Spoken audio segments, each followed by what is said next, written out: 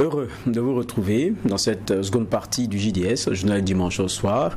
Une partie consacrée essentiellement au débat. Deux sujets choisis. D'abord, la deuxième session du Collège des chefs d'État de la Confédération AES. Et puis un autre sujet, le rapport annuel sur la perception de la corruption du RENLAC, entendez Réseau national de lutte anticorruption. Le premier sujet, eh bien la Confédération plutôt des États du Sahel AES a marqué une étape institutionnelle majeure avec l'ouverture solennelle de sa toute première session confédérale du Conseil des ministres. C'était le 20 et 21 décembre dernier à Bamako.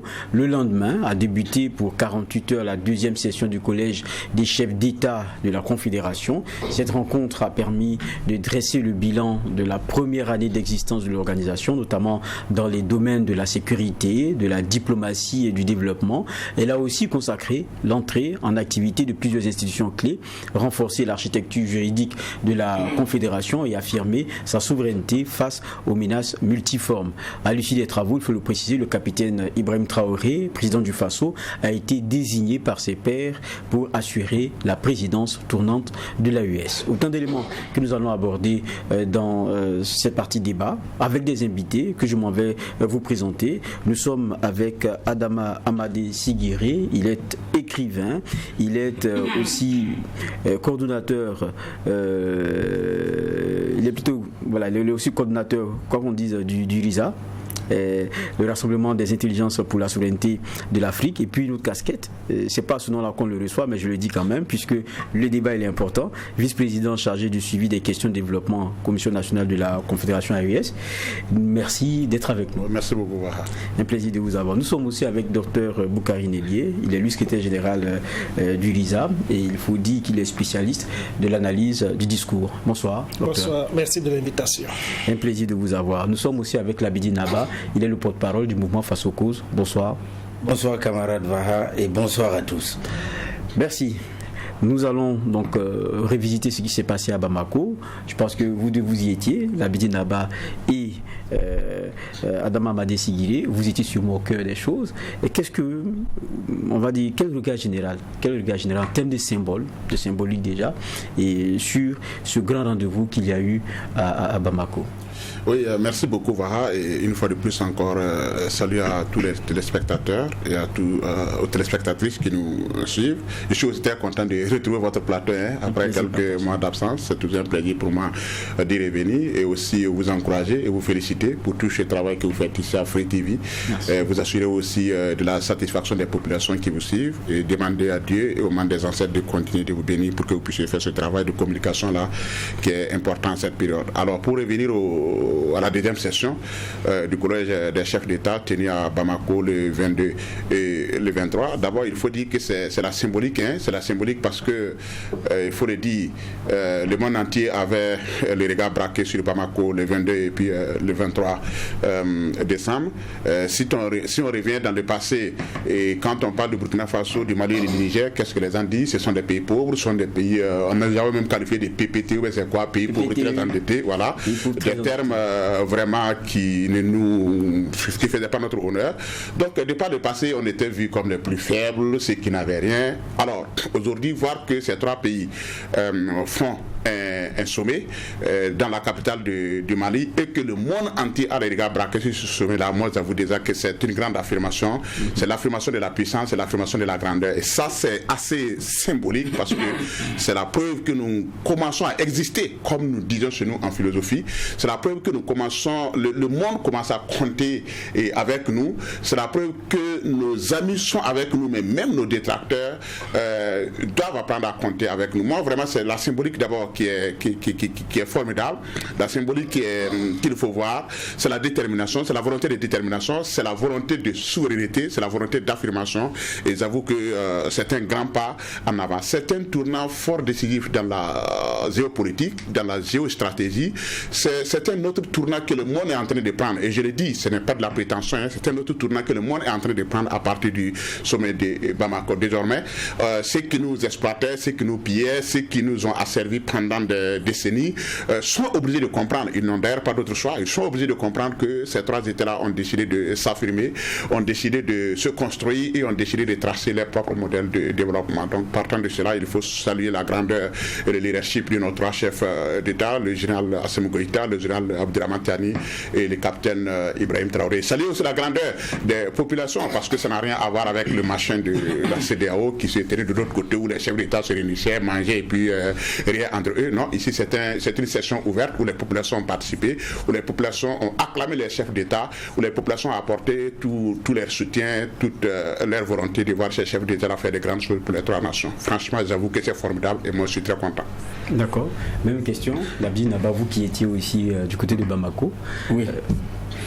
Il faut dire, comme dans le sens que le camarade Sikiré a dit, en termes de symbolique, c'est la symbolique souverainiste, la symbolique de souveraineté qui m'a accroché.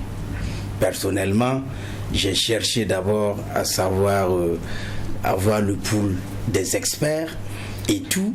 Vous savez, avant, dans de telles organisations, dans de tels sommets, de telles envergures, vous verrez un tiers de blancs, d'instructeurs blancs, de personnes en tout cas venues d'ailleurs pour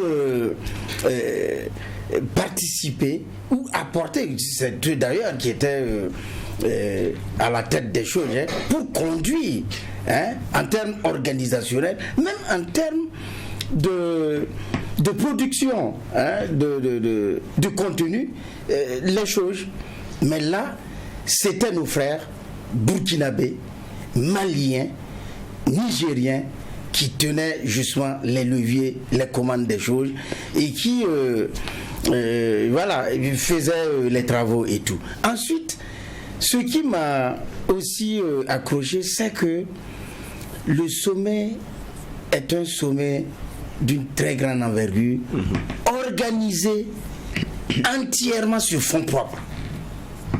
Aucun COPEC n'est venu d'une structure internationale qui fusait avant dans nos contrées pour mettre tel million d'euros, telle centaine de milliers d'euros dans nos propres organisations afin justement de pouvoir nous contrôler, puisqu'on dit que celui qui donne, celui qui finance, c'est lui qui contrôle.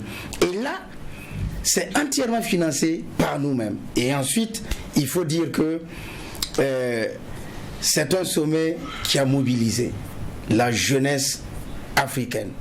C'est-à-dire au-delà des Burkinabés, des Nigériens et des Maliens qui étaient massivement mobilisés pour toutes les actions qui ont été posées. Je parle des inaugurations et tout, et même du sommet lui-même. Il faut dire que des populations, des personnes venant d'autres contrées de l'Afrique ont tenu à être présents. Donc en termes de symbolique, il faut dire que c'est déjà un premier pas qui a sa teneur historique, puisque quand on fouille dans l'histoire, on n'a jamais vu un tel sommet organisé entièrement par nous-mêmes.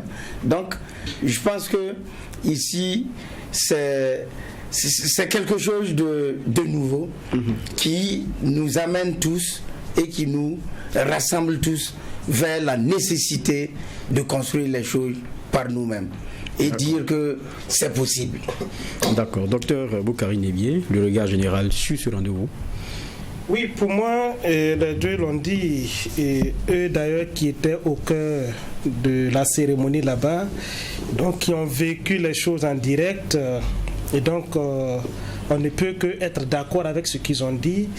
Ce que je peux ajouter, c'est que ce deuxième sommet, en termes de symbolique, c'est aussi la vitalité de notre confédération. Vous imaginez si il arrivait qu'on dise que cette année, le deuxième sommet du collège des chefs d'État de l'AES n'allait pas se tenir. quelle que soit la raison qu'on allait avancer, on allait estimer qu'il y a quelque chose qui ne va pas, la confédération ne fonctionne pas, il y a des mésententes au sommet de l'État. Donc quand on voit cet aspect et que ça n'a pas été le cas, et que le sommet se soit tenu, on peut être content et dire que les institutions, les règles qui régissent cette institution-là fonctionnent bien. On a aussi vu la manière dont ça a été coordonné.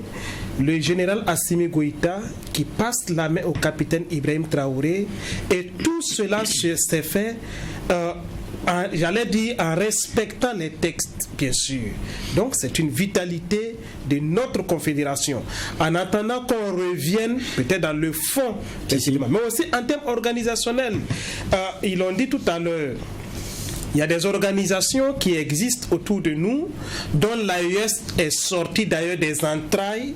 Mais combien sont ces populations-là qui chaque année s'intéressent d'ailleurs au sommet tenu par les chefs d'État de ces organisations? Personne. Même pas les populations à la base, j'allais dire, ceux qui sont d'un certain niveau, combien s'intéressent à des communiqués ou à des sommets de la CEDEAO. Mais ici, comme VP Sigiri l'a dit tout à l'heure, au-delà des populations qui vivent sur l'espace AES, les populations du monde, j'allais dire entier, avaient les yeux braqués sur Bamako pour savoir comment est-ce que ça va se passer et surtout quelles sont les conclusions qui allaient en découler. Et ce qu'il ne faut pas oublier aussi, et que moi je salue, c'est que ce sommet-là se soit tenu. Le doyen Naba parlait tout à l'heure du fait qu'on n'ait pas vu d'experts européens qui viennent peser dans les débats, mais au-delà des experts, que ce sommet se soit tenu sans qu'on ait RFI, France 24 avec des envoyés spéciaux pour venir encore recueillir les informations et intoxiquer le monde. Je pense que ici, c'est le sommet de la souveraineté affirmée, c'est le sommet de la vitalité de notre confédération. Vous parliez tout à l'heure de conclusion, on va d'ailleurs revenir là-dessus parce qu'il y a quand même des moments forts, depuis le renforcement de l'architecture juridique par 4 protocoles majeurs qui ont été signés donc par le Collège des chefs d'État, jusqu'à, on va dire, des questions d'inauguration symbolique évidemment. Déjà, parlant de moments forts, l'un des premiers, avec la cérémonie solennelle de remise de l'étendard à la force unifiée de l'AES. Déjà, pour vous, qu'est-ce que cela marque, cette force unifiée? Et il faut le dire, ça, c'est en même temps aussi l'entrée officielle des activités de cette force unifiée-là. À vous, Sigiri. Oui, merci beaucoup.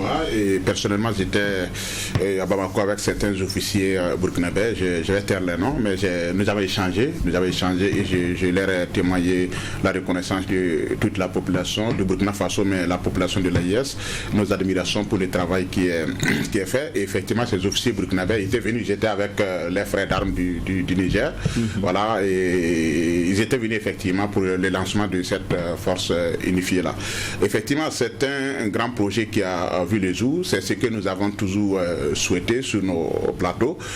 La confédération doit être une réalité, et le défi de la confédération, c'est aussi la lutte contre l'insécurité, c'est la lutte contre le terrorisme dans nos États. Alors, la force unifiée vient donner encore un autre visage à la lutte contre le terrorisme, parce que ce sont les 3 pays, le Burkina Faso, le Mali et le Niger, qui décident d'unir leurs armées au sein d'un état-major qui conduit certainement, je pense que c'est un Malien ou c'est un Nigérien, en tout cas c'est un état-major qui est chargé vraiment de la lutte contre le terrorisme, surtout au niveau des 3 frontières, dans la zone des 3 frontières. Donc c'est une grande avancée. Cette force va traquer les terroristes jusqu'à dans leur dernier retranchement. La force sera composée de Burkinabés, de Maliens et de Nigériens. Il y a un commandement qui est basé, je crois, à Niamey au Niger. Et j'avoue que ça prouve encore la volonté de la Confédération de lutter contre les groupes armés terroristes. C'est la volonté de la Confédération d'affirmer sa souveraineté aussi sur le plan militaire. Parce que, de par le passé, comme on a dit, c'était les experts militaires qui venaient. On a vu au Mali, c'était Barkhane ou bien qui qui étaient là. On a vu l'armée française, ce que l'armée française a fait au Mali et puis au Niger. Pratiquement, ça n'a donné aucun résultat. Près de 12 000 soldats étaient stationnés au nord du Mali. Nous avons tenu tous ces débats ici. L'armée malienne n'avançait pas. Cette fois-ci, non, ce ne sont pas des armées impérialistes, ce ne sont pas des armées néocolonialistes avec des officiers qui ne maîtrisent même pas le terrain, des soldats qui sont là, non pas pour faire la guerre, mais juste pour montrer leur présence. Non, ce sont des soldats de la Confédération des États du Sahel qui vont se mettre ensemble, qui vont s'unir dans des unités pour mener la lutte là. Donc c'est un grand projet. Je crois que le lancement de la force c'était le 19 ou bien c'est le 20 si je ne me trompe pas, décembre à Bamako. Le général d'armée Assimi Goïta y a mettre l'étendard du commandement et franchement c'est très symbolique et moi je tiens encore à encourager nos militaires de la Confédération. Les populations sont engagées derrière ces armées là pour les accompagner vers la victoire finale. J'avoue que c'est un grand pas pour la Confédération, c'est une grande avancée pour la Confédération et le monde entier va apprendre désormais à compter avec cette force unifiée qui a été lancée à Bamako. L'Abdi Naba, quand on regarde, c'est les trois pays qui font face à l'insécurité aujourd'hui, au terrorisme. On sent comme un genre de réponse au niveau confédéral à cette problématique-là. Cette force unifiée, quel regard là-dessus? Parce que ça vient d'être lancé. Oui, déjà il faut dire que la force unifiée est une réponse cohérente à la réponse militaire que le Burkina Faso, le Mali, le Niger en proie au terrorisme international militarisé devrait avoir comme élément de riposte. C'est dire que quand on regarde le déroulement du terrorisme dans cette partie du monde, depuis longtemps, la stratégie militaire a été confiée aux autres. À qui encore? À l'impérialisme français et à son club. Donc, le mal est allé de mal en pis. Alors, il fallait des solutions endogènes. Et dès lors que la Confédération a été mise en place, il était de bon ton que cette Confédération, qui est basée sur trois piliers, diplomatie, défense et développement, mais bien sûr, est sa propre force militaire. Il faut rappeler que quand le G5 Sahel gérait nos pays, en termes de réponse à la lutte contre le terrorisme, on ne pouvait pas pourchasser des terroristes du Burkina Faso au-delà des frontières du Burkina Faso. C'était une aberration. On ne pouvait pas évoluer avec justement un tel, je dirais, contingentement. Mais dès lors que voilà, la Confédération est née, la force unifiée est née, et en plus, la force unifiée a des équipements de dernière génération, a les hommes qu'il faut et pourra justement gérer l'ensemble de l'espace de l'AES en termes justement de défense et en termes voilà, d'anticipation militaire. Donc, c'est dire que c'est une très bonne vision et c'est ce qu'il fallait comme solution justement à la lutte contre le terrorisme dans cet espace-là. Bon, j'ai dit moment fort, Boukari Nébié, c'est clair que le premier problème dans notre espace est celui sécuritaire, et donc voir une force unifiée, donc une réponse confédérale, ça ne peut que susciter des espoirs. Absolument, vous savez, je crois en 1969, lorsque Neil Armstrong a posé les pieds pour la première fois sur la Lune, il avait tenu une phrase qui est devenue célèbre, je cite, « C'est un petit pas pour l'homme, un grand pas pour l'humanité ». Aujourd'hui, ce que nous venons de voir avec, j'allais dire, la remise du flambeau qui matérialise la concrétisation de la force unifiée, et quand on sait ce pourquoi le substrat sur lequel est née la Confédération, on ne peut que saluer cet acte-là. La Confédération est bâtie sur 3, le trépied: défense et sécurité, diplomatie, développement. La diplomatie et le développement ne peuvent être une réalité que si la défense et la sécurité sont véritablement une réalité. Et on sait aussi, c'est vrai, on l'a toujours dit, ce qui a constitué la goutte d'eau qui a fait déborder le vase et qui a fait que nos 3 États ont claqué la porte à la CEDEAO, on peut dire que c'est le fait que la CEDEAO ait voulu engager une armée pour tuer des Nigériens et réinstaller Bazoum. Mais ça, c'est la goutte d'eau. Mais avant cela, le véritable problème, c'était quoi? C'est que nos États, surtout au niveau de l'AES, sont confrontés à des problèmes sécuritaires. Et la CEDEAO, en tant qu'entité dans laquelle nous évoluons, n'est pas capable d'engager une force pour aider des États membres avec le terrorisme. Mieux, la CEDEAO était dans un schéma qui nous étouffait dans notre volonté réelle de vaincre le terrorisme. Et donc aujourd'hui, quand on sort et qu'on arrive en si peu de temps à mettre en place une force unifiée de 5000 hommes et déjà dotée du matériel nécessaire pour faire ce travail-là, avouons que c'est un grand pas pour notre espace. Et assurément, Labidi le disait tout à l'heure, cette force-là qui aura la possibilité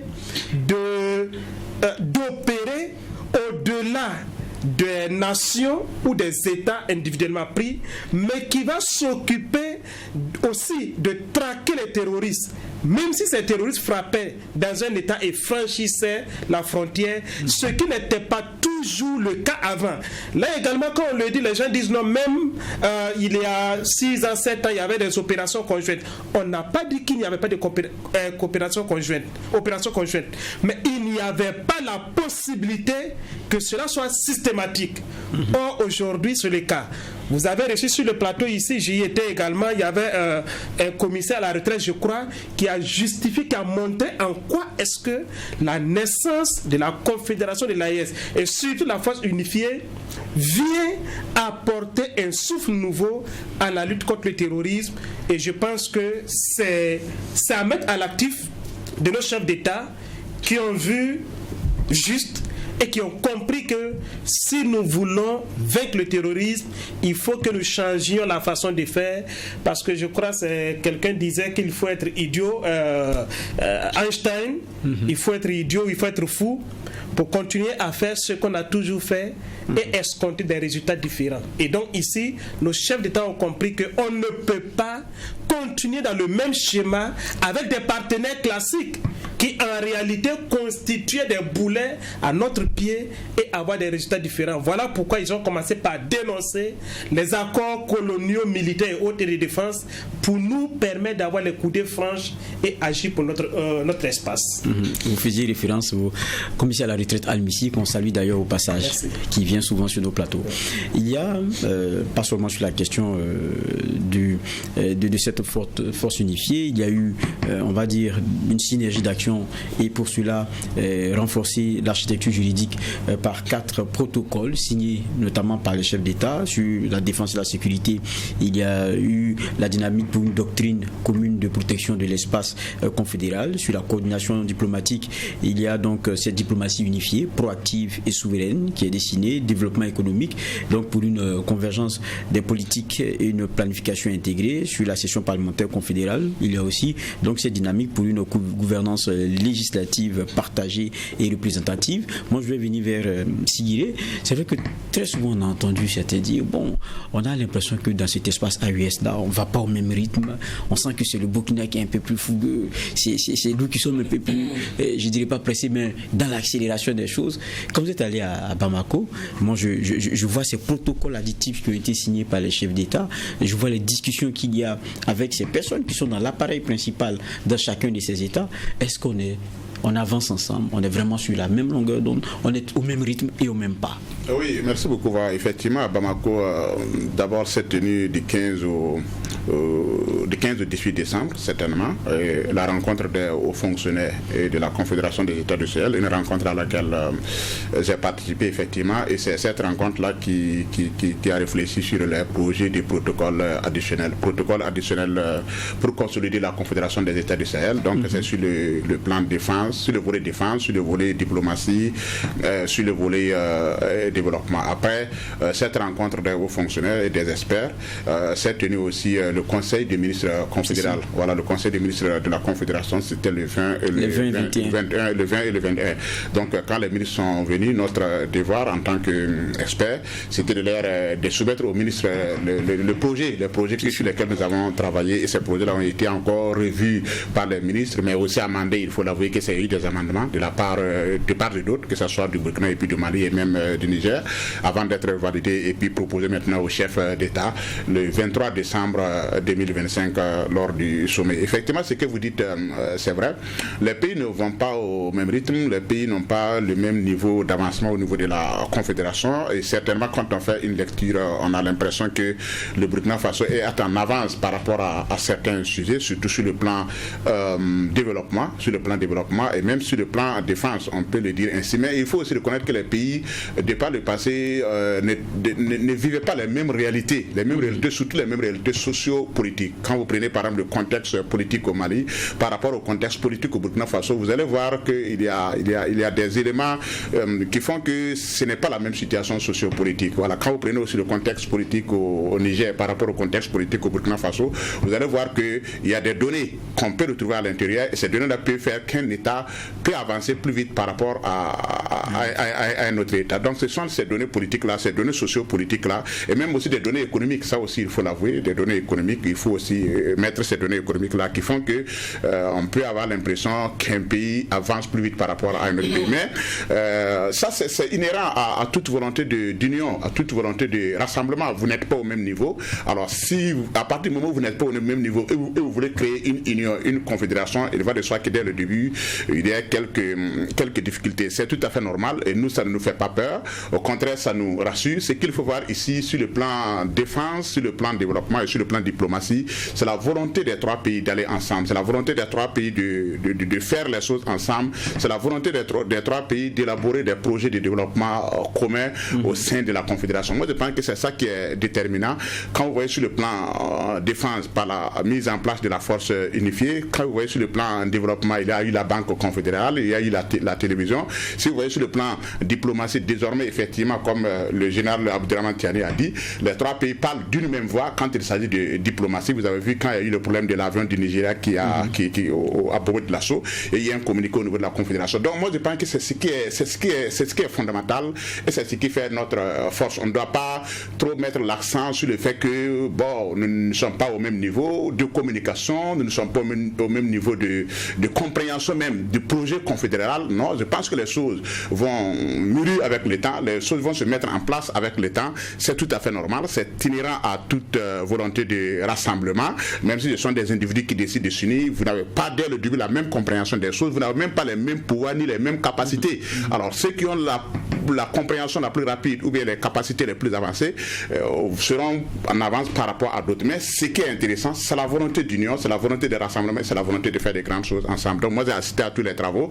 ce que j'ai vu de part ou d'autre, ce que j'ai vu dans la salle, que ce soit avec les hauts fonctionnaires quand nous étions ensemble du 15 au 18, que ce soit avec les ministres quand nous étions encore ensemble, parce que quand les travaux du Conseil des ministres étaient ouverts à nous aussi, les experts, nous avons participé à ces travaux-là. Nous avons vu des ministres qui ont vraiment la volonté de faire des grandes choses ensemble, qui ont la volonté de faire des amendements pour que la Confédération avance. Moi, vraiment, c'est ce qui m'a marqué. Je l'avoue, entre nous, souvent, experts ou bien entre peut-être même les ministres, il peut y avoir certaines divergences. C'est tout à fait normal. On ne va pas cacher cela.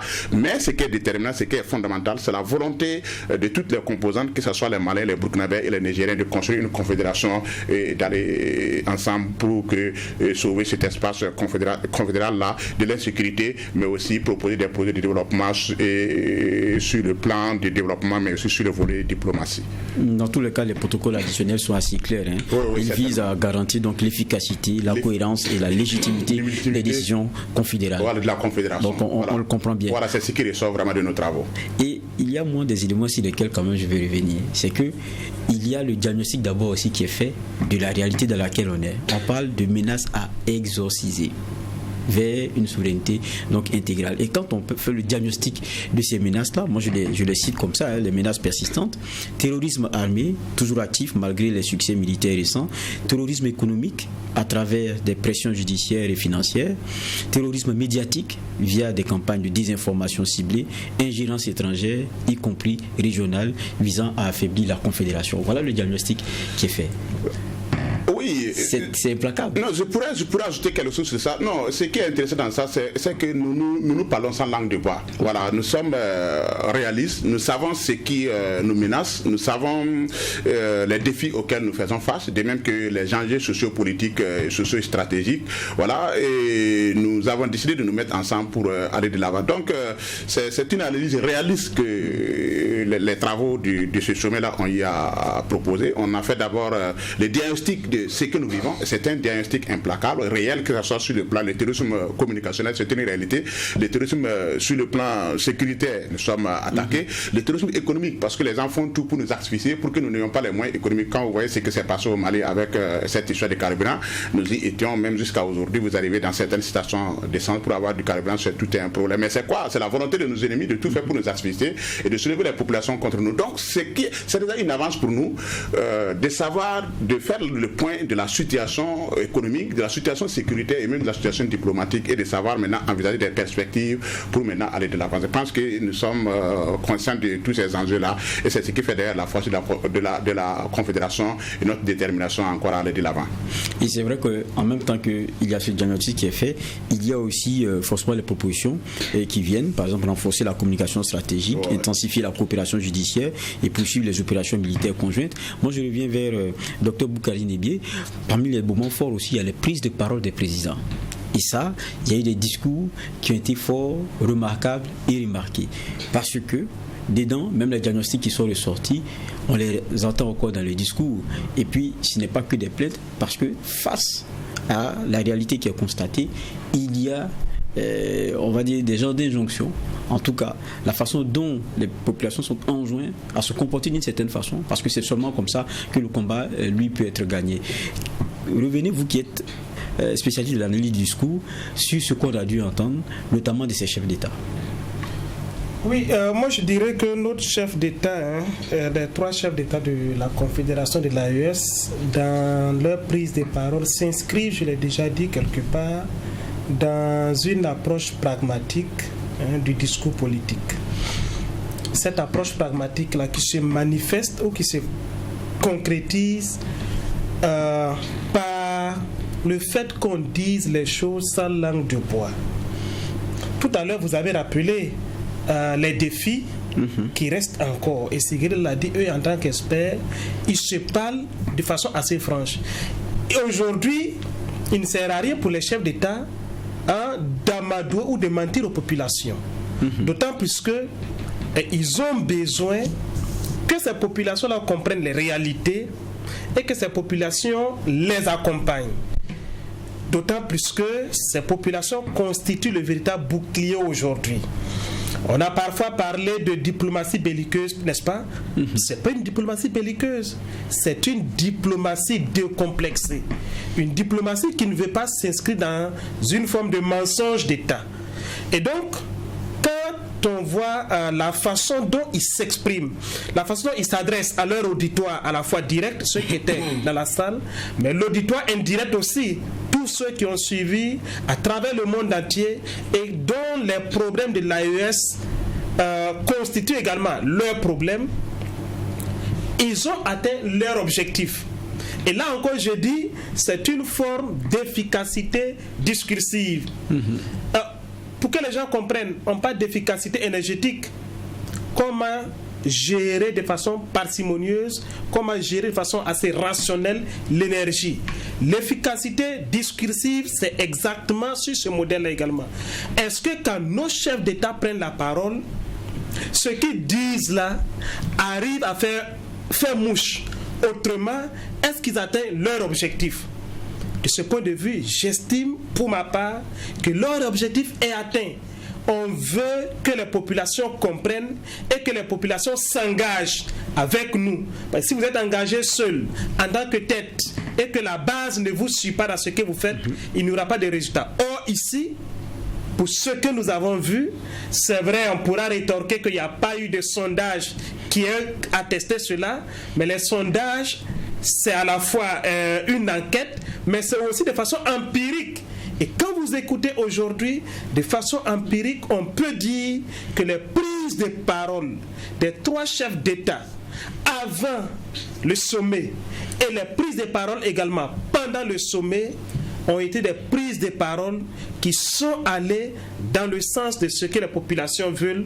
Tout ce qu'on peut souhaiter maintenant, c'est que les actions ou des actions assez fortes accompagnent ces prises de parole-là pour que les populations vivent réellement ce dont nous avons besoin aujourd'hui, c'est-à-dire la sécurité et plus de développement pour que, parce que si on n'a pas le développement, on n'a pas d'emploi pour la jeunesse aussi, les discours vont emballer pour un certain moment. Et là également, nos chefs d'État l'ont compris. Vous vous souviendrez, le capitaine Ibrahim Traoré, dans son discours en tant que président de la commission, enfin président du collège des chefs d'État, est revenu là-dessus. Ça, c'est au niveau AES. Mais avant ça, pour le Burkina seul, quand il avait accordé le grand oral aux médias burkinabés, il avait dit, si nous ne nous concentrons seulement sur la défense, nous allons devoir chaque année mobiliser des moyens contre le terrorisme parce qu'on aura oublié un pan assez important qui est la création des emplois. Donc on joue sur les 2 dimensions. Lutte contre le terrorisme, mais aussi développement pour que les populations qui aujourd'hui, du fait du manque d'emploi, constituent un levier, un substrat sur lequel le terrorisme surfe là, il faut donner de l'emploi à la jeunesse et comme ça vous coupez le réservoir dans lequel le terrorisme puise. D'accord. Lavdi Naba, vous y étiez, les discours vous les avez suivis, un peu plus de proximité un peu que nous, et puis vous avez eu les réactions là-bas. Est-ce que c'est de l'ordre de ce qu'on voit, comme le disait tout à l'heure Dr Boukari Nebié, un discours auquel, en tout cas, les populations de façon générale adhèrent et qui inspire? Oui, tout à fait. Il faut d'abord dire que chaque discours prononcé par chaque président de l'AES a capté en tout cas l'auditoire, parce que nous avons assisté à des discours audibles, à des discours compréhensifs, du fait qu'ils ne sont pas rentrés dans des tournures ambiguës pour justement exposer ce que les populations vivent et beaucoup plus ce que les populations attendent en termes de perspective. Donc à ce niveau, les discours étaient éloquents, galvanisateurs et convergeaient vers la même dynamique. L'auditoire a chaque fois été arrêté pour permettre aux différents chefs d'État de poursuivre parce que les applaudissements fusaient. Maintenant, ce que je peux dire, c'est que je voudrais revenir rapidement sur la convergence, la nécessité de la convergence politique, diplomatique, économique et militaire que nos 3 pays doivent avoir. Ici déjà, je parlais du discours. On voit qu'au niveau du discours, il y a une convergence et il y a une complémentarité. Autant le camarade capitaine Ibrahim Traoré a parlé de l'hiver noir, le président camarade Abdourahmane Tiani du Niger a indexé clairement la France, et le général d'armée camarade Assimi Goïta a aussi montrer l'irréversibilité de la dynamique qui est impulsée, la dynamique de l'AES. Cette nécessité de convergence économique, politique, diplomatique et militaire s'impose parce que, vous voyez, si nous prenons au plan économique, on ne peut pas avancer ensemble pendant qu'il y a des pays qui traînent les pas en matière de développement. Ça sera difficile. Donc, nous devons avoir les mêmes politiques pour avancer. C'est-à-dire qu'il n'y a pas de complexe à ce niveau. Et c'est ce qui me permet de revenir sur sur la politique et la diplomatie. Au Burkina Faso, par exemple, nous sommes en révolution. Au Mali, on appelle toujours le président malien le président de la transition. Il y a un problème. Président de la transition, ça rentre dans justement un moule qui ne nous appartient pas, qui vient, c'est un registre occidental qui veut tout simplement dire voilà que c'est un président pour un temps donné et voilà, il partira et puis bon, il y a un autre ordre qui viendra. Ça, c'est la compréhension juste qu'on doit avoir de président de la transition. C'est pourquoi nous, au Burkina Faso, on a travaillé à ce que ce vocable-là disparaisse. Il y a une nécessité pour le Mali et le Niger d'aller dans le même sens que la politique menée à l'intérieur de notre pays. Mais tout à fait, quand on écoute Siguiré, est-ce que ce n'est pas ce qu'il rappelait, la question des réalités politiques qui ne sont pas forcément les mêmes? Oui, mais aujourd'hui, nous devons comprendre que nous avons le même destin, nous avons les mêmes défis, qui sont les mêmes. C'est-à-dire, le défi même qui vient de loin, le défi international et tout là, n'est pas plus menaçant, plus nocif que le défi à l'intérieur. C'est-à-dire la duplicité, les servants locaux qui attendent tout simplement l'occasion pour dire ben voilà, la transition est finie, nous on doit, c'est nous maintenant qui devons agir. Il faut couper court à ça. C'est une révolution qui doit être proclamée au niveau de l'AES parce que la dynamique, c'est de sortir les populations et de donner à la postérité sa véritable prospérité. Et je termine sur ça en disant que, vous savez, l'impérialisme international qui nous exploite là, ça ne va jamais s'arrêter. Et la solution pour arrêter ça, c'est la révolution. Tant qu'on tergiverse sur ça, ils vont revenir d'une autre manière. C'est ça l'hiver noir d'ailleurs. Non, je voudrais rassurer seulement Labidi sur quelque chose. Voilà. Non, moi je comprends Labidi, je le comprends parfaitement. Vous savez, moi j'ai des casquettes aujourd'hui. Si je reste dans ma casquette de communicant pour l'AIS, je le comprends parfaitement. Il faut que les choses se passent comme ça et que les trois pays-là partent dans la même direction de façon spontanée, plus ou moins. Mais quand je reste aussi dans ma casquette aujourd'hui en tant que vice-président de la commission, ce que l'Abidi devrait comprendre est que oui, les trois États doivent aller dans le même sens. Ça, c'est certain. Mais c'est le rythme maintenant. Il faudrait pour moi accepter que les trois États ne peuvent pas avoir le même rythme. Et pourquoi les trois États ne peuvent pas avoir le même rythme? C'est vu la situation socio-politique de chaque pays. Le Mali n'a pas la même situation socio-politique que le Burkina Faso. Le Burkina Faso n'a pas la même situation socio-politique que le Niger. Et voilà de soi que quand on fait une analyse politique, une analyse des situations géopolitiques, on se rend compte qu'il y a des réalités qui font que peut-être le Mali ne peut pas aller au même rythme que le Burkina Faso, mais le Niger ne peut pas aller au même rythme que le Burkina Faso. Donc ce que moi je voudrais rassurer à l'Abidi seulement, c'est d'accompagner les trois États dans leur volonté commune de faire des grands projets ensemble. Voilà, aller dans la même direction, c'est vrai, mais accompagner chaque État pour que chaque État, avec le temps et selon sa situation géopolitique, puisse maintenant aller comme les autres États. Mais sinon, si on dit aujourd'hui qu'il faut que ça soit le même rythme, je vous avoue que même nous tous qui sommes ici, si on nous met ensemble, nous pouvons aller vers la même direction, mais le même rythme, à des rythmes différents, c'est pas évident. En tout cas, donc, je voudrais assurer, je suis parfaitement d'accord avec ce qu'il dit. En tant que communicant, je suis parfaitement d'accord avec ce qu'il dit. En tout cas, il y a beaucoup d'efforts qui sont faits, communicationnellement parlant, avec notamment des questions de télé qui ont été inaugurées. côté, il y a aussi cet élément très important, la Banque confédérale pour l'investissement et le développement, qui aussi devrait donc être prête à financer les infrastructures stratégiques. Mais il faudrait qu'on ait une dernière question là-dessus, parce que c'est quand même le point qui a été celui culminant. C'est que le capitaine Ibrahim Traoré, président du Faso, a été désigné comme président en exercice de l'AES pour l'année 2026.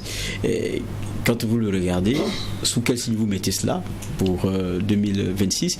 Il a dit en tout cas, il avait déjà salué le leadership de son prédécesseur, notamment le président Assimi Goïta, et il a placé son mandat sous les signes de la continuité stratégique. Voilà ce qu'il a précisé.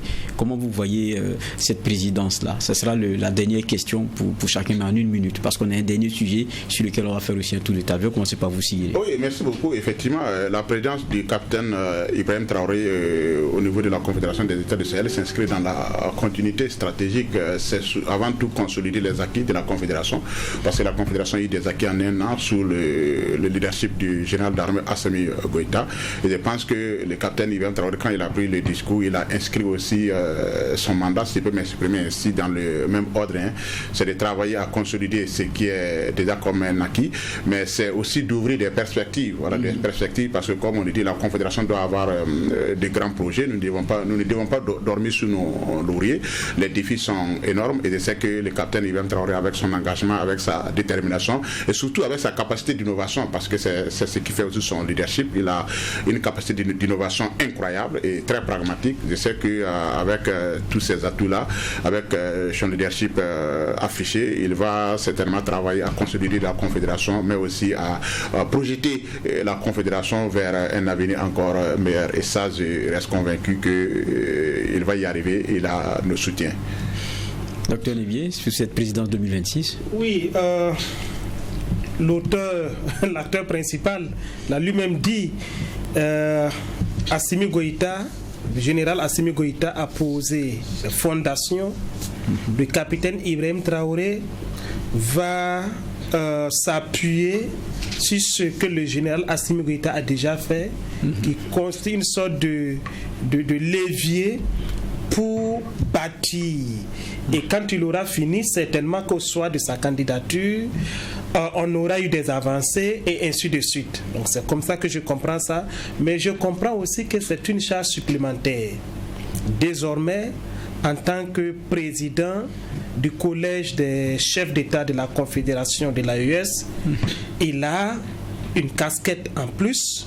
Donc il a des charges supplémentaires.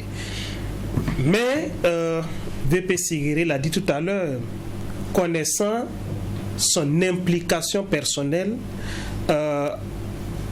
au bon fonctionnement de cet outil, de cet appareil-là, qu'est la Confédération de l'AES, connaissant son engagement, son dynamisme débordant et qui contamine tout son entourage, je ne doute pas qu'il sera à la hauteur des attentes. Et je sais aussi que les populations vont l'accompagner. Les deux autres chefs d'État, comme ils l'ont toujours fait, vont travailler en tandem. Partenariat stratégique, il a dit, il va s'inscrire dans ce que Assimi Goïta a déjà dit, stratégique, parce qu'aujourd'hui, c'est surtout cela. On ne peut pas qui trop embrasse mal étreint, dit le proverbe. C'est comment cibler les projets, les actions qui puissent véritablement permettre à notre confédération de mieux se porter et permettre à nos populations de sentir que la présidence du capitaine Ibrahim Traoré à la tête du collège des chefs d'État a permis d'avoir un plus. D'accord. Labdi Naba, sur la même question, cette présidence 2026. Vous savez, la confédération de l'AES est perpétuellement menacée et elle le sera encore plus, surtout avec la présidence du camarade capitaine Ibrahim Traoré, président du Faso, qui incarne un leadership souverainiste mondialement reconnu. Je ne vais pas revenir sur les 3 pays qui fait quoi, mais cette menace-là qui va s'intensifier nécessite justement, comme il l'a dit, dans une certaine continuité stratégique, d'harmoniser nos armes, que ce soit les armes militaires ou nos verbes, afin de pouvoir non pas seulement contrer l'ennemi impérialiste qui est à l'extérieur, mais il faut d'abord déblayer à l'intérieur. Parce qu'on ne pourra pas vaincre cet ennemi extérieur, l'impérialisme occidental, qui ne ménage aucun effort pour lutter toujours ses stratagèmes, changer de stratégie pour nous attaquer, pour nous faire sombrer. Il ne pourra jamais réussir s'il n'y a pas ces servants locaux à l'intérieur qui nous mettent les bâtons dans les roues.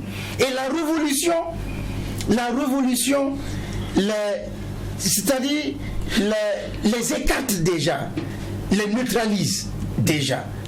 C'est pourquoi, dans cette continuité stratégique-là, il faudra bien sûr qu'au plan politique, au plan du discours, ce soit la même chose. D'accord. Afin justement que ce mandat 2026 soit tranquillisé et afin aussi que nous évitions l'hiver noir qui pourrait venir. D'accord. J'ai dit il y a deux sujets, donc le second, on a moins de 10 minutes, mais on va quand même le poser. C'est le réseau national de lutte anticorruption RENLAC qui a rendu public lundi dernier, donc lundi 22 décembre, son rapport annuel sur la perception de la corruption au Burkina Faso. Et selon les conclusions du rapport, la police municipale arrive en tête du classement avec un score de 49,5%, désignant donc comme l'institution perçue comme la plus corrompue au titre de l'année 2024. Elle est suivie par la douane qui enregistre un taux de 27,29%, tandis que la police nationale occupe la troisième position avec 25,76%.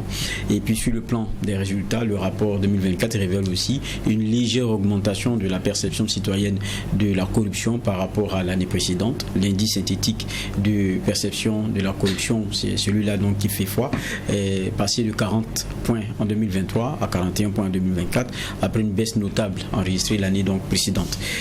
Question, parce qu'on a moins de 10 minutes, qu'est-ce que vous évoque déjà ce rapport? Quelle réaction à cela et puis quels enseignements? Je vais commencer par vous, Sigiré. Oui, merci beaucoup. Malheureusement que vous nous accordez seulement 10 minutes pour débattre de ce rapport. Là, vous aurez dû nous accorder peut-être 30 minutes, parce que moi j'ai beaucoup de choses à dire. Allons-y. Effectivement, la lutte contre la corruption est une bonne chose. Il faut sincèrement combattre la corruption, parce que tant que la corruption sévit dans un État, il n'y a pas de développement. La corruption est le véritable obstacle au développement, que ce soit le développement économique, que ce soit à tous les niveaux, la corruption est un obstacle. Il faudrait que nous combattions sérieusement, je dis bien sérieusement, la corruption. Maintenant, pour revenir au rapport du RENLAC, le rapport du RENLAC me pose vraiment un sérieux problème. Et là, oui, il me pose un problème en tant que philosophe et en tant que spécialiste de la gouvernance éthique. En tant que philosophe, il me pose un problème parce que je vois que ce n'est pas un rapport scientifique, c'est un rapport politicien. Et il faudrait que l'on quitte dans ces genres de rapports-là. Ce n'est pas un rapport scientifique parce que comment, à partir d'éléments des policiers municipaux ou bien des policiers nationaux, on peut arriver à jeter en partie toute une institution? Quand on dit la police municipale, ce n'est pas 10 policiers municipaux qui comprennent la police municipale. La police municipale est une institution de l'État, tout comme la police nationale, tout comme la douane. Si vous partez d'interrogatoire avec quelques policiers municipaux, mais avec quelques policiers nationaux, pour arriver à la conclusion que la police municipale est la plus corrompue, ça ne tient pas. Scientifiquement, ça ne tient pas. Même sur le plan juridique, je ne suis pas juriste, même sur le plan juridique, ça ne tient pas. Sur le plan juridique, on ne peut pas partir de quelques éléments pour constituer la culpabilité d'une institution. Ça ne tient pas. Et voilà pourquoi moi j'ai dit que le DG de la police municipale doit trimballer le RENLAC en justice. Parce que le RENLAC n'aura pas des éléments pour dire que la police municipale est la plus corrompue. 100 policiers municipaux sont corrompus, mais 200 policiers municipaux sont corrompus. On ne peut pas généraliser à la police municipale qui est une institution, ou bien à la police nationale qui est une institution, ou bien à la douane qui est une institution. Il est temps que nous combattions ces gens de rapports impérialistes. C'est un rapport néocolonial, il faut avoir le courage de le dire. Ce n'est pas un rapport scientifique, ce n'est pas logique. Sur le plan éthique, je parle maintenant, je viens. Oui, sur le plan éthique. J'allais déjà, on allait peut-être aller step by step, puisque vous posiez là le problème du caractère scientifique. Parce que je pense que tout rapport... Ce n'est ni scientifique, ni juridique. Tout rapport part déjà dans l'explicitation de sa démarche. Et là, on est dans un rapport qui est bien dénommé, qui est un rapport de perception. Donc quand on dit perception, ça veut dire que sont interrogés justement ceux qui sont le destinataire final d'un certain nombre de services et qui regardent et qui disent, selon notre perception, quand vous êtes interrogé, pour moi, voilà là où il y a les cas de corruption les plus importants. C'est un rapport de perception. Monsieur Vaha, la perception, ce n'est pas de la science. La perception, c'est de la métaphysique. C'est un philosophe qui parle, c'est un scientifique qui parle. La perception n'est pas de la science. Nous avons des perceptions différentes. Nous percevons les choses de la même façon. Votre perception ne saurait être généralisée. Votre perception est la vôtre. Votre perception ne peut pas être généralisée. C'est pour cela qu'il y a, dans la démarche scientifique, il y a un échantillon. Il y a un échantillon. Même dans la démarche scientifique, à partir de l'échantillon de policiers municipaux, on ne peut pas conclure à l'institution. J'aurais voulu que les RELAC nous disent, voilà les policiers municipaux de 2024 qui sont corrompus. Voilà la liste des policiers municipaux. Voilà la liste des policiers nationaux qui sont corrompus. Voilà la liste des douaniers qui sont corrompus. Prenez un exemple sur la douane. La douane a réalisé un chiffre d'affaires exceptionnel. Nous comptons sur la douane aujourd'hui pour booster notre économie. La douane fait un formidable travail avec son DG Kafando à qui je tire mon chapeau. Comment on va se dire telle institution en partie pour que la douane est la deuxième institution la plus corrompue? Ça ne tient pas. Nous sommes en révolution et la révolution doit protéger ces institutions. Mais est-ce que ce que vous clouez au pilori, ce n'est même pas la perception des Burkinabés relativement à cela? Parce que je pense que le rapport, c'est ce qu'il ressort. Quelle est la perception des Burkinabés relativement à la question de corruption concernant un certain nombre de services? Si la majeure partie des personnes interrogées, si la personne ce qui est intéressant de la science est que la science doit faire la part des choses. Si la majeure partie des personnes interrogées disent que ce qu'elles perçoivent, c'est que c'est beaucoup plus les raquettes sur les routes, ça peut-être dans la démarche qui peut être la vôtre, dire que c'est peut-être le plus perceptible parce que c'est sur les voies. Il y a une corruption qui peut être moins visible. Le nombre ne fait pas la vérité.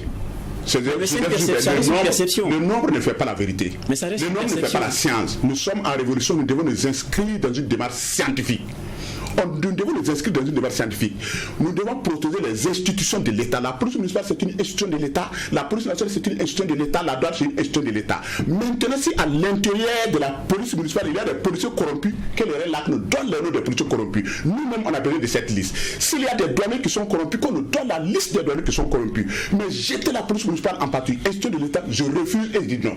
Avant, on ne combattait pas cela parce que c'est comme dire, c'était un cirque. La démocratie était un cirque. C'était les mêmes acteurs qui jouaient le même rôle avec un réalisateur qui est au sommet.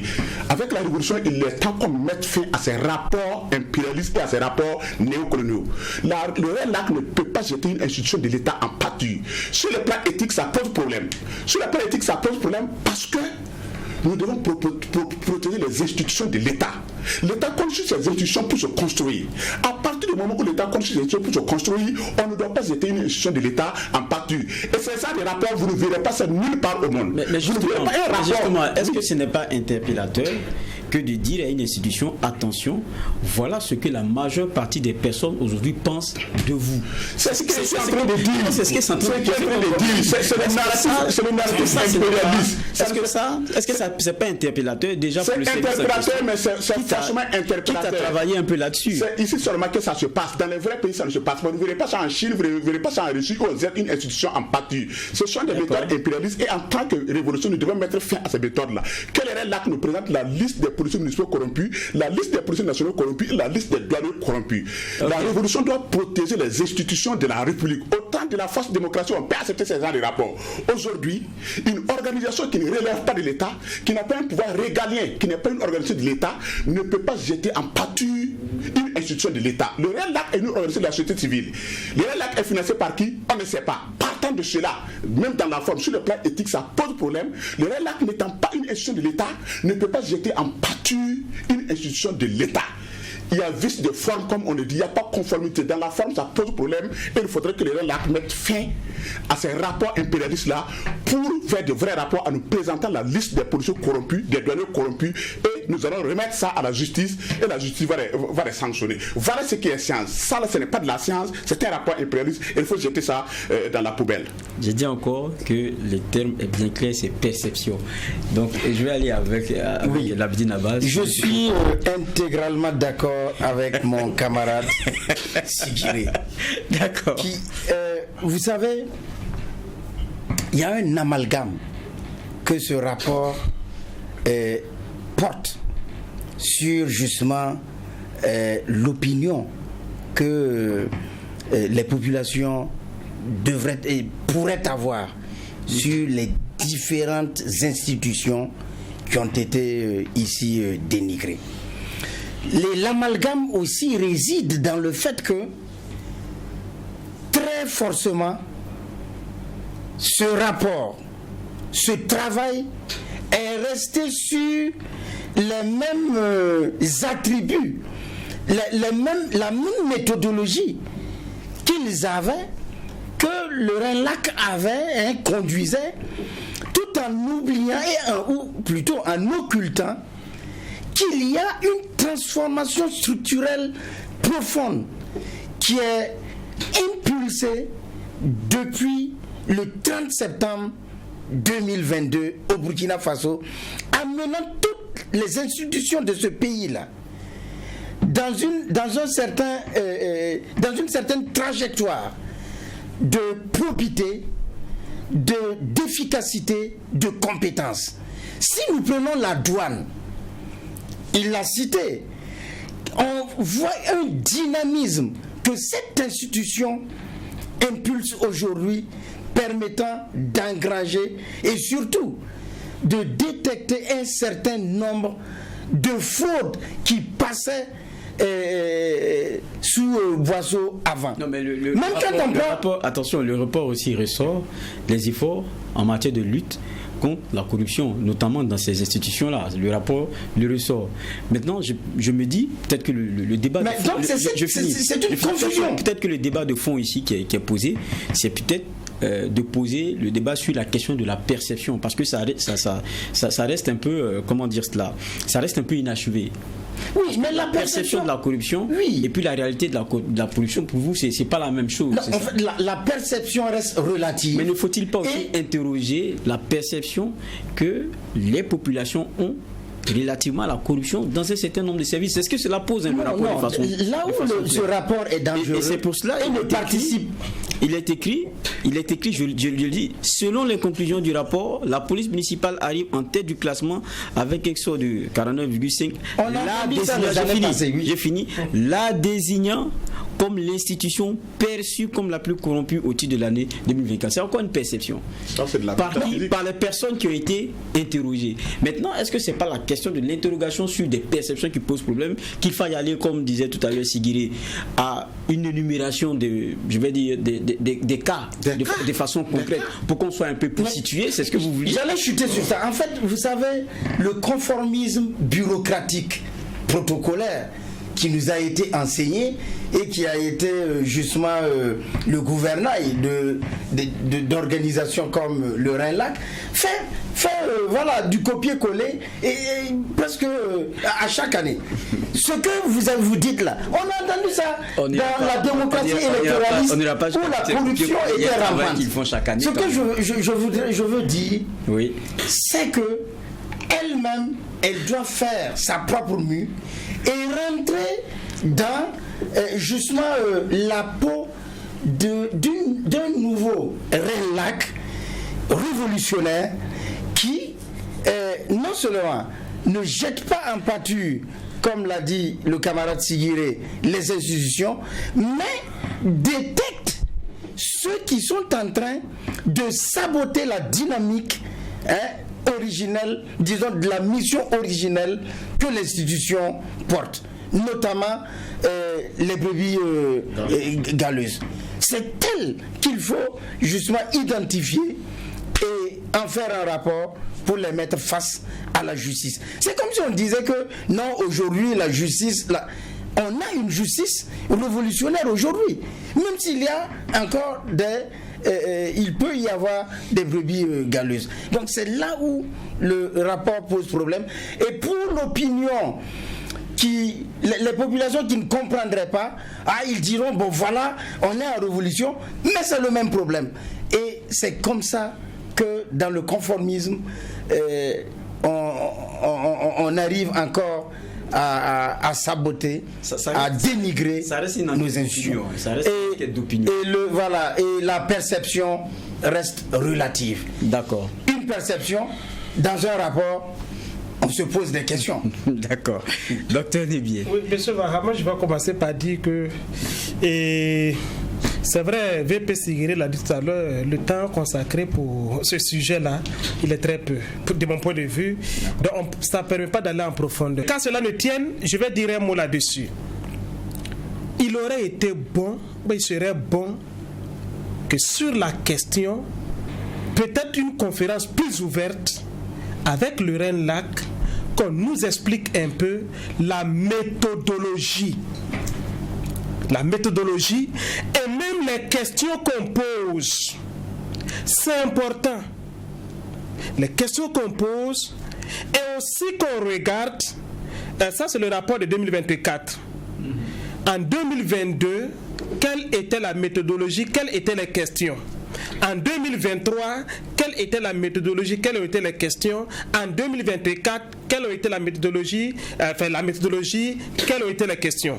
Ça permettra de savoir est-ce que c'est juste la même méthodologie, les mêmes questions qu'on réchauffe ou en fonction du contexte et des avancées, on innove dans notre façon d'aller vers le recueil de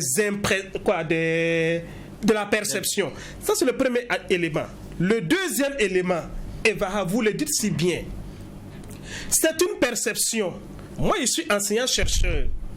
Je ne dis pas que le RENLAC n'est pas une structure qui contribue à sa façon à lutter contre les terroristes dans notre pays. Je ne le dis pas. Mais je suis un enseignant-chercheur. Comment on mesure la perception d'une personne scientifiquement? Moi, dans mon laboratoire, on a dit à des étudiants qui veulent faire un master ou un doctorat de revoir leur thème, de reprendre leur thème, parce qu'ils parlent par exemple de la perception des Burkinabés. On dit comment tu le fais? Comment on mesure scientifiquement la perception de quelqu'un? Mieux, vous êtes journaliste, votre média, qu'il sorte demain, faire un micro-trottoir, qu'on demande à la fois à des citoyens qui ne sont pas là à l'école et même des citoyens fonctionnaires, qu'est-ce qu'ils entendent par perception? Très peu vous diront ce qu'ils entendent par perception. Et mieux, vous leur demandez, est-ce que dans le rapport du RENLAC là, ils ont la notion de perception dedans? Aujourd'hui, quand vous sortez dans la circulation, les gens vous disent la police municipale est l'institution la plus corrompue du Burkina Faso. Vient la douane, vient la police, enfin vient, oui la douane non, vient la police nationale. Personne ne vous parle de perception. Donc, à un certain moment, il faut qu'on regarde, est-ce que notre façon de fonctionner tout le temps, on est sur la bonne voie. Vous ne trouvez pas que cette perception est une mauvaise perception que de dire qu'en 2024, au Burkina Faso, il y a plus de corruption qu'en 2023? Est-ce que cette perception elle ne pose pas problème? En 2024, il y a plus de corruption qu'en 2023. La même perception va nous dire qu'en 2025, là, il y a plus de corruption qu'en 2020. La même perception. C'est pas votre perception en tout cas. Ce n'est pas ma perception. Ce n'est pas ma perception. Mais je suis d'accord que, contrairement à VP Sigiri, et c'est ça aussi le débat, je suis d'accord qu'on ne pourra pas prendre l'ensemble des agents d'un corps avant de conclure que le corps est ci, le corps est ça. Il y a un échantillon qui est représentatif. Si on veut faire une enquête ou un sondage, il peut avoir un échantillon assez représentatif avec des questions bien précises. Et si le résultat de ce qu'on aura conduit comme enquête très approfondie conclut que 90 ou bien 80% de l'échantillon qu'on a reçu, qu'on a recueilli plutôt, dit ceci, on peut dire en conclusion, nous estimons que, mais sinon, sur la question de perception, véritablement, je pense que le RENLAC doit revoir pour sa propre crédibilité aussi. Parce que quand on parle de perception, vous-même vous voyez, vous êtes journaliste, quand on dit perception, on dit mais c'est une perception. Ta perception n'est pas la réalité. Donc la police municipale peut même dire aujourd'hui, mais c'est un faux rapport parce que ce n'est que la perception de ceux que vous avez enquêtés. D'accord. Et puis même il faut que nous, Africains, nous inventions nos formes justement d'analyse du comportement des agents de nos institutions. On peut pas toujours rester on va terminer donc par là. Non. Laissons la question de perception parce que j'ai l'impression que déjà ça c'est un élément qui pose objectivement problème pour vous. Objectivement problème. En définitive, les conclusions qui en sortent, ça donne l'impression que de fait, ce sont les plus corrompus alors qu'on parle d'abord de perception. Donc ça peut être encore biaisé. Les conclusions ne sont ni scientifiques, ni juridiques, ni éthiques. Et puis il y a des corrompus. Ce sont des conclusions métaphysiques. Et puis à la Révolution, nous avons horreur de cette métaphysique-là qui consiste à jeter les institutions en pâture. Allons dans la construction des choses. Pour vous, ça veut dire qu'on devrait dépasser le seuil de la perception pour aller à quoi? Je pense que ça qui est dépasser le seuil de la perception pour faire une étude scientifique. Une étude scientifique consiste à dire, parce que généralement même on ne peut pas punir tout un ensemble. Que ce soit en droit, que ce soit sur le plan éthique, ce n'est pas parce que vous avez attrapé quelques mots qui sont comme ça que vous allez dire les mots sont ceci. Ça ne marche pas. Et même les échantillons, pour pouvoir valider les échantillons, c'est quel genre d'échantillons? Est-ce des échantillons sur le plan économique, sur le plan culturel? Il y a tout cela qu'il faut déterminer. Nous sommes à quel niveau? Nous sommes sur le plan économique ou bien sur le plan culturel? Les échantillons pourraient peut-être être validés plus sur le plan culturel, sur le plan sociologique, par rapport à sur le plan économique. Ici, nous sommes sur le plan économique. Sur le plan économique, les échantillons ne se valident pas au hasard. Ce n'est pas de façon systématique. C'est au cas par cas. Donc, ce que le RENLAC devrait faire, c'est de nous donner la liste des policiers municipaux qui sont corrompus. Qu'il nous donne la liste des policiers municipaux qui sont corrompus, des douaniers qui sont corrompus. Il ne s'agit pas d'interroger tous les douaniers. Il s'agit pour lui d'enquêter et de trouver les policiers municipaux qui sont corrompus. Sinon, l'institution police municipale est la plus corrompue parce que nous avons interrogé les gens qui ont dit que les policiers municipaux sont corrompus. Non, un policier municipal ne fait pas la police municipale est différente d'un policier municipal. La douane est différente d'un douanier. Ce n'est pas le douanier qui fait la douane. La douane est une institution de la République que nous, en tant que révolutionnaires, nous devons protéger parce que la République compte sur elle pour engager de l'argent pour pouvoir construire la révolution. Donc je refuse encore qu'en révolution nous continuons de jeter les institutions de la République en pâture. Celui qui a un problème, moi j'ai eu des problèmes avec la justice. Mais moi je sais qu'il y a des juges qui sont corrompus. Mais je n'ai jamais critiqué la justice. Nous avons l'obligation de protéger l'institution de justice. Parce que sans la justice, nous ne pouvons pas construire notre révolution. Maintenant, si quelqu'un a les noms des juges qui sont corrompus, qu'on nous donne ces juges-là et nous allons les traduire en justice. C'est seulement dans nos États que de telles méthodes se passent. Et nous devons combattre ça. De par le passé, nous ne l'avons pas combattu parce que c'était le cirque de la démocratie. Ce sont les mêmes acteurs qui jouent le jeu. Aujourd'hui, nous avons l'obligation de protéger les institutions de la République.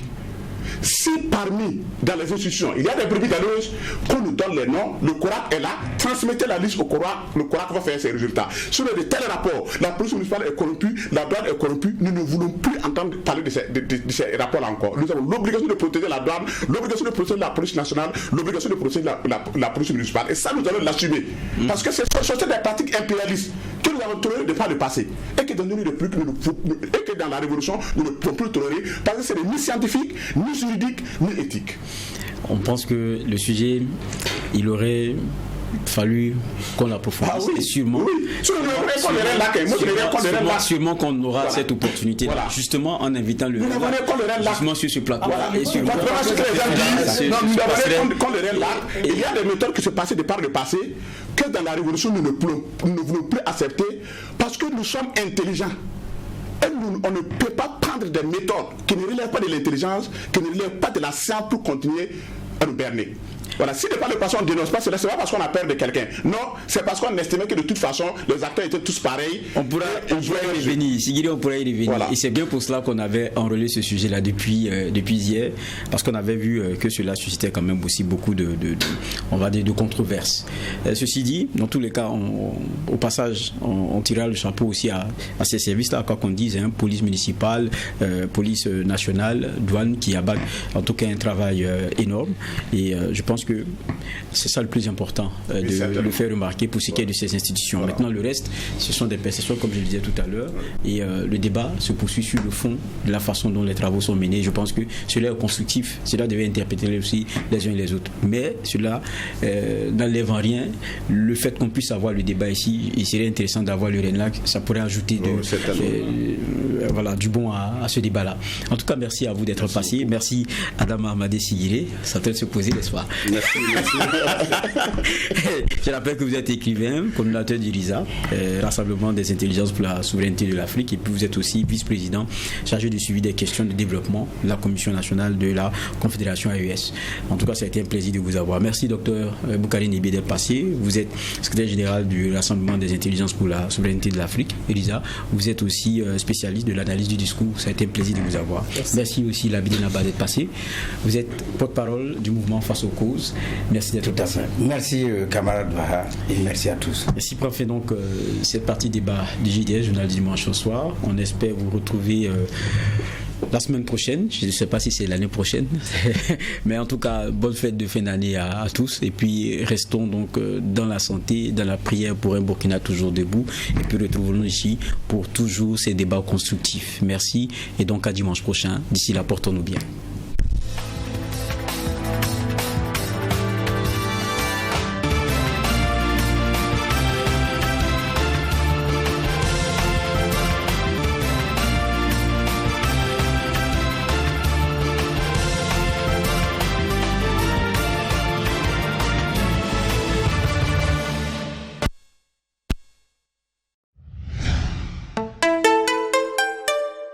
Truy TV, la télé interactive.